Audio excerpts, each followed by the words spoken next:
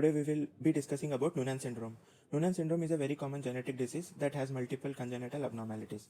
It is a non-aneuploidy congenital rhizopathy. It occurs in 1 in 1000 to 1 in 2000 births, which makes it a very fairly common syndrome. Both males and females are equally affected.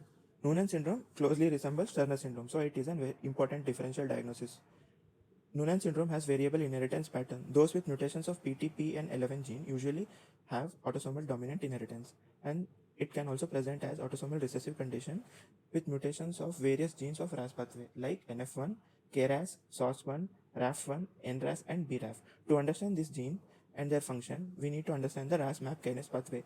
I have explained the RAS MAP kinase pathway in my previous video. I will leave the link of the video in the description. Do check that out.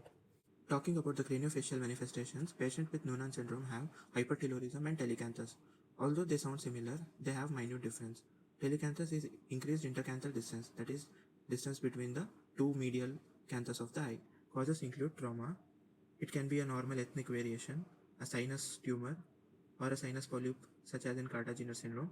Also, telecanthus can be seen in various other syndromes such as Down syndrome, Turner syndrome, Klinefelter syndrome, fetal alcohol syndrome, and various other syndromes. Whereas hypertelorism refers to abnormal increase between the two organs. Most of the authors use the term hypertelorism to refer about orbital hypertelorism, which is abnormal increase in distance between the two eyes. The possible causes of hypertelorism is that there is an abnormal development of the lesser wings of sphenoid. Causes of hypertelorism include Down syndrome, Patau syndrome, and Turner syndrome, and various others.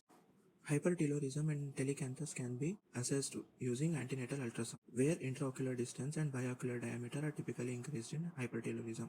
Radiologists use orbital angle index and interorbital index to diagnose hypertelorism.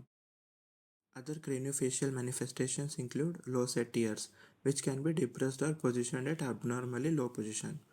Other notable syndromes with low set ears are trisomy 18, fetal valproate syndrome, and Porter sequence. Ear can also be rotated or have a thickened helix in Noonan syndrome. Epicanthus or mongoloid fold is a fold of skin that covers the medial canthus of the eye. There can also be facial asymmetry in babies born with this disease. In this image, there is microgenia, which refers to small chin. It is different from micrognathia, where there is small and hypoplastic mandible. Even in Russell-Silver syndrome, microgenia and micrognathia can be present.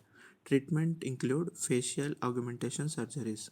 Other notable features are blue-green iris, anti-mongoloid slant, high-arched palate. They can also have dental malocclusion, hearing loss, tall forehead, corneal stromal dystrophy, nystagmus, ptosis, refractive error, and 1/4 of the patients have intellectual disability. Cervicothoracic manifestations, there can be webbed neck. It is also called as pterygium coli. It is a congenital abnormal skin fold that runs along the neck down to the shoulders. There can also be winging of scapula and low posterior hairline. For diagnosing low posterior hairline, there are two criteria. One is that the hairline must be below the level of fifth cervical spinous process, or finding the ratio of distance between external occipital protuberance to the posterior hairline, or the ratio of distance between posterior hairline to the C7 spinous process. If it is more than 1:6 in males or more than 1:4 in females, it suggests low posterior hairline. There can also be cystic hygroma, lymphedema, which are commonly seen also in Turner syndrome. Cystic hygroma can be surgically treated or injections called OK432. It is an injection preparation containing Streptococcus pyogenes antigen. It causes inflammation and obliteration of the abnormal cavities. Then there can be pectus excavatum, which is a congenital chest wall malformation characterized by concave depression of the sternum. It is also seen in Marfan syndrome, Ehlers-Danlos syndrome, neurofibromatosis type 1, and Poland syndrome.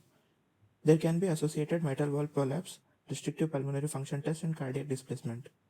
Noonan syndrome child can also present with pectus carinatum, which is opposite to the pectus excavatum. It is also called as pigeon chest, where sternum protrudes anteriorly. Pectus carinatum can be associated with scoliosis, Marfan syndrome, and congenital heart disease. Pectus excavatum can be diagnosed radiologically using Heller's index. Heller's index is ratio of maximum transverse diameter of the chest to the narrowest anterior posterior length of the chest. Normally it must be around 2.5. Here it is more than that. A Haller index of more than 3.25 warrants intervention. Surgical interventions include NUS procedure. where a concave metal bar is placed beneath the sternum in the anterior chest wall.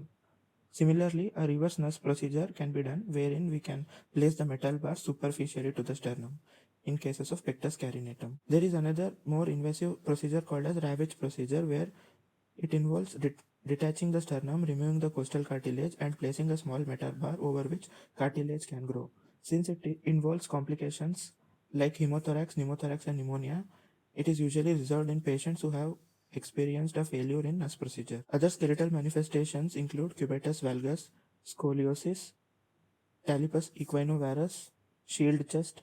Cardiovascular manifestations include pulmonary stenosis with dysplastic pulmonary valve, hypertrophic cardiomyopathy, patent ductus arteriosus, atrial septal defect, and coarctation of aorta. A child who is suffering from Noonan syndrome is usually of short stature, and there are specially made Noonan growth curve charts to monitor growth of these children. Genitourinary manifestations include cryptorchidism, micropenis in males, and delayed puberty but preserved fertility in females. Renal manifestations include renal pelvis dilation, single kidney, and duplex collecting system. There are two dermatological variations of Noonan syndrome, which are also the rasopathies. One is called as Noonan syndrome with lentigens, and other is Noonan syndrome with loose anagen hair. Other skin manifestations are dystrophic nail, follicular keratosis, moles, nevi, and curly sparse hair. These children also have difficulty in feeding due to poor sucking reflex. They also have vomiting reflux. Children with this disease are also prone to hematological malignancies and coagulation disorders. Neurological manifestations include learning, speech disorders, behavioral problems, and intellectual disability. Since Noonan syndrome closely resembles Turner syndrome in phenotype, we must know the difference between both. Noonan syndrome karyotype is usually normal, but in Turner syndrome there can be 45XO. Most common heart disease in Noonan syndrome is pulmonary valve stenosis, whereas in Turner syndrome it has bicuspid aortic valve. Mental retardation is seen in 1 in 4 children of Noonan syndrome, but Turner syndrome mental retardation is usually rare. Females suffering from Noonan syndrome have delayed puberty but are fertile, but in Turner syndrome there can be streak ovaries and are infertile. Males with Noonan syndrome experience cryptorchidism and micropenis, so they are infertile. These are various differential diagnoses of Noonan syndrome. They include cardiocutaneous syndrome, Costello syndrome, Leopard syndrome, NF1, Turner syndrome, Watson syndrome. Most of these syndromes are rasopathies. There is also a diagnostic criteria for Noonan syndrome, where there are 6 major criteria and 6 minor criteria. To diagnose Noonan syndrome, there must be a major facial criteria with 1 more major criteria or 2 more minor criteria must be present, or a minor facial criteria with 2 other major criteria or 3 other minor criteria is also sufficient. Treatment depends on manifestations and is largely a multimodality treatment involving various specialists from different fields, such as growth hormone supplementation for short stature by an endocrinologist, hearing test to follow up issues of hearing loss, correction of congenital heart disease, dental repair for dental malocclusions, psychiatric help for behavioral and learning and speech issues, detailed eye exam, antibiotic prophylaxis for UTI, skeletal repairs, radiological investigations, fertility clinic evaluation for fertility, and aggressive prenatal checkup for mothers with Noonan syndrome. This is all about Noonan syndrome. I hope this is useful. Thank you.